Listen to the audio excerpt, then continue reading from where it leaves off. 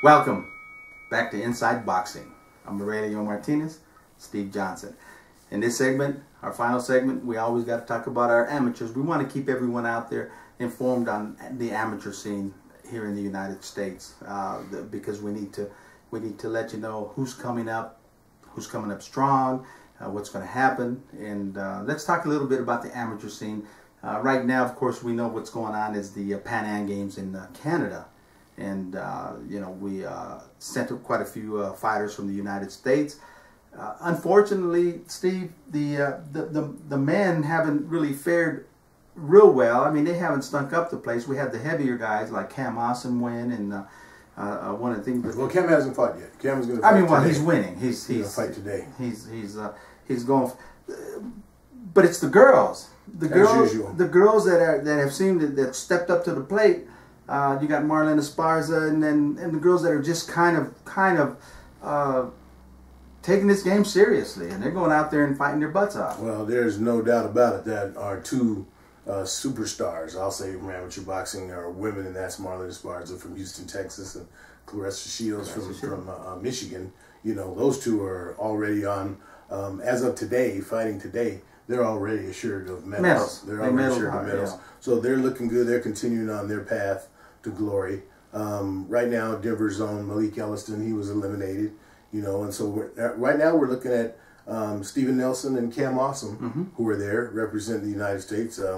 I expect them to, and they got a good shot. That's right. I expect them to make a good shot at things going here. But as you said, you know, it's our showing in these games as we're winding down here, getting toward the 2016 Olympic Games in Rio de Janeiro, Brazil. It's gonna take a real yeoman effort for United States to get some boxers in. I'm expecting, Aurelio, as I told you earlier, I told all you folks, I expect the WSB at some point to let their presence be known.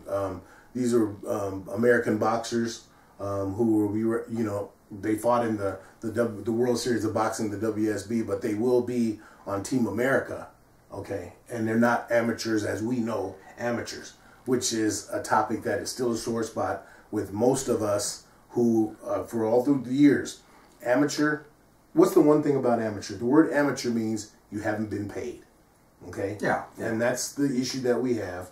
All the rest of it I could deal with, but once you've been paid, I don't see how you can be considering yourself an amateur. But let me say this, in defense of the Olympic Games, we talk about amateur, look at all the other sports where all these other athletes got paid. It's the same. And so what's this word amateur? Maybe that's what we have to eliminate from the Olympic Games is the word amateur.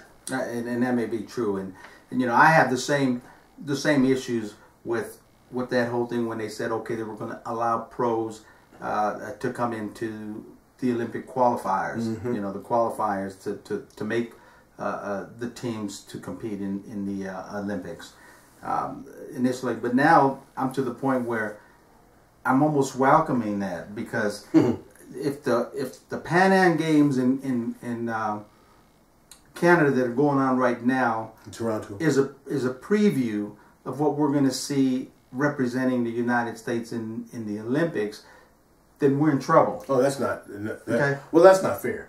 Just for Here one it reason. is. No, just for one reason. That the Pan Am Games are what they are.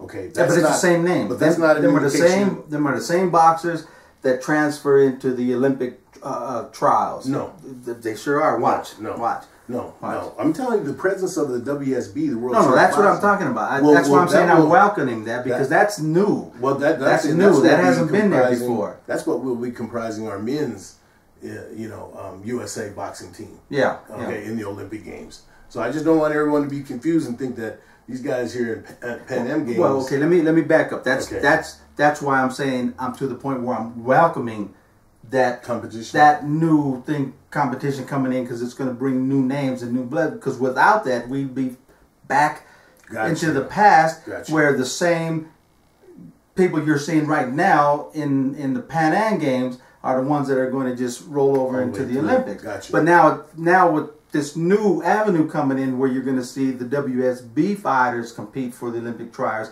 and the AP, AIBA pros, okay? And these are full pros. You know, the WSB, they're not full pros, as they say. But the AP the AIBA Pro Boxing League, they are 100% pro, and they are going to be allowed to compete into the. So now, I think that's where you're going to see the competition come in and blow these guys out. So hopefully, we will see a different crew of boxers representing the United States in the Olympics. I don't know, because I don't really know the fighters that are on the APB, and I don't really know all the fighters that are in the WSB, the American team. Okay, so I'm not sure what kind of quality, but Steve, we have to have some decent quality in them two teams, in the APB and in the WSB. Oh, I mean, like I said, you know, it has to be better than what we're showing, is what I'm saying. Well, right now. Remember that the bottom line for the United States, and that's why it was pushed so hard to have these pros. Remember, it started off radio that they had to have no more than 10 pro bouts. Yes. Now it's 20. Now it's 20. Okay, so the intent of the United States is to have somebody on that podium waving an American flag from boxing from the United States. That's the whole intent. Okay, that's the intent. And most of the people, other than us hardcore fans, both amateur fans, we do care. We do care. We wanted to see some of the guys who've come up through USA Boxing. That's what you pay your dues for, is to come up through USA Boxing to get to the point where you can go to the Olympics. Now, that's not the case. Now it's about having someone wave that American flag. So, we'll see. We'll see how it all pans out. I expect the United States to have someone up there. And I'm telling you, it's a double-edged. It's a double-edged sword, because here we're talking about maybe that's going to bring better competition for boxers that are going to represent the United States of America. But the double edge is real simple, because that rule applies to the entire world. So their pros are going to be able to compete in their Olympic qualifyings. Anything from China to Finland to Russia to everyone, they're all going to compete. So they're going to bring in a higher quality of boxers as well. So so bottom line is, let's hope that we see better competition in the Olympics. I'd be willing to bet a left arm that the competition was going to be better, but it's not going to be amateur competition. Let me rephrase that. Let's hope the United States of America produces better competition. Oh, they're going to. They're like I said, they're going to have. So sure. Well, wait a minute. You got Cam Awesome, you got Steven Nelson, you got Marquise Moore. These are three guys that come right off the top of my head who competed in WSB competition, who are going to be at the Olympic trials, and they're going to have to be dealt with. Yeah. Okay, and if they make the team, then they'll be going to Rio de Janeiro. I mean, that's just radio. I think a lot of people don't understand and realize, like we do, that the WSB and the APB, the one good thing about them is it's giving the boxers that are signed with them the opportunity to get that international experience, which is really crucial, because our American boxers, as you can see, most of the time when they get in international competition, these guys are fighting guys that are, you get a guy from Poland, just take off the top of your, you draw a guy from Poland who's 27, 28 years old. He's a man. He's married, he's got 2 or 3 families. kids. Yeah. See, it's a whole different thing when you're fighting this guy. It's okay? And that's why I said we've gotten away from the amateur, thing, and that's because, like I said, like you said, our American base for our boxers, they're not strong like we used to be. It's just not that strong, not dominating like they used to be. We got a little over a minute left in this segment. Let's touch off, because we don't want to leave you guys hanging, on the big tournament that happened in California, in Indio, California. What was it called? The Desert Showdown. Desert Showdown. Okay, this was kind of nice, because they had a whole week-long tournament, 1,000 participants or so, and then they had the one segment which was the world title, the world amateur titles, which paired up boxers, and of course. I had the opportunity to take Misael Lopez out there, which in my opinion is ready to make that leap into the top level of amateur status. And this was real good for us to go out there, because Misael, he's a non-citizen, he's a permanent resident, been here since he's won. But because of that, he can't compete and get the experience of the big tournaments, tournaments, nor the international. From USA Boxing. It just doesn't happen. So this was a nice opportunity. He went out and boxed the #1 rated fighter in the United States, Gennaro Gomez. Okay, so this was real good, and I'm glad to say that we went out there we didn't come out with the decision. Gomez was very strong. He knew what he was doing. He was in his hometown, and he was very focused. Okay, and this was Steve. This whole segment of this show was so much like a pro show that it was very good for these kids. So you were very impressed. Yes, with the show itself and with how it was done and how it was televised in locally in California. Good.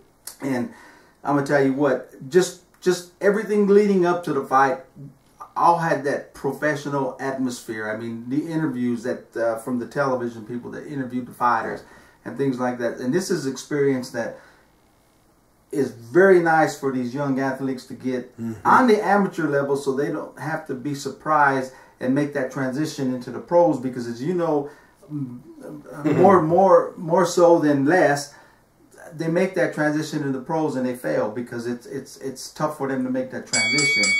And it's shows like this that are going to help make that transition and going to help amateurs become better professionals without that big hit, you know, of the starlights. You know, Misael, he's one of the best fighters here in the country. Okay, he